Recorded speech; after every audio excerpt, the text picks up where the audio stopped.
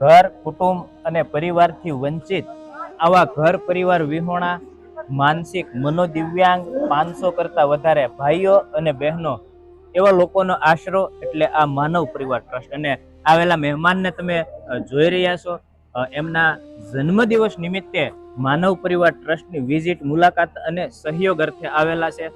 આવો પરિચય કરીએ. નામ જણાવશો આપનું? કરશનભાઈ રવજીભાઈ પરમાર. કરશનભાઈ. અને તમારું નામ ભાઈ? મોરી ભરતભાઈ. ભરતભાઈ.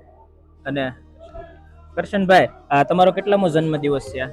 હું આમ તો મારો આ 31મો જન્મદિવસ છે, પણ અહીંયા જે આ માનવ પરિવાર ટ્રસ્ટ છે એમાં હું 5 વર્ષથી દર જન્મદિવસે આવું છું.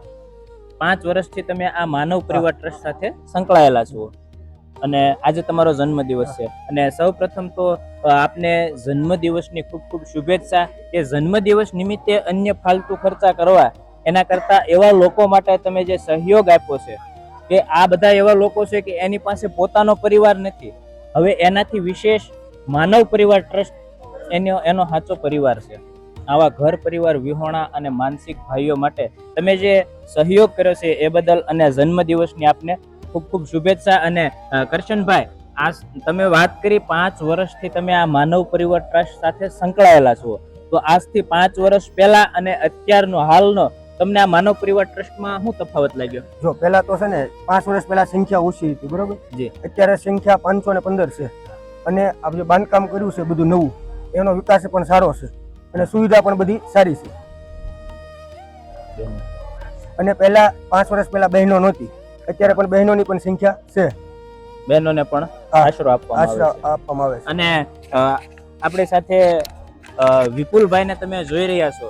13 વર્ષથી વિપુલભાઈ માનવ પરિવાર ટ્રસ્ટમાં સંચાલક તરીકેની જે જવાબદારી નિભાવી રહ્યા છે. વિપુલભાઈ, આ માનવ પરિવાર ટ્રસ્ટ આટલી બધી સંખ્યાને મેનેજ કરવું આપણા માટે કેટલું અઘરું છે? એ તો બહુ જ અઘરું છે, કારણ કે આ લોકોને આખો દિવસ એની પ્રવૃત્તિમાં રહેવું પડે, એને કપડાં વગેરે બધું ખાવાનું બધું મેન્ટેનન્સ કરવું પડે અને આ લોકોની સેવા કરવી. એ તો કોઈ જે જાણતું હોય અહીં આવે, વિઝિટ કરવા આવે એને જ ખ્યાલ આવે કે કઈ રીતે કરવું ને કઈ રીતે રાખવા. એમ કરશનભાઈ આવે છે, એ તો મારા મિત્ર છે, એટલે એ દર વર્ષે આવે છે.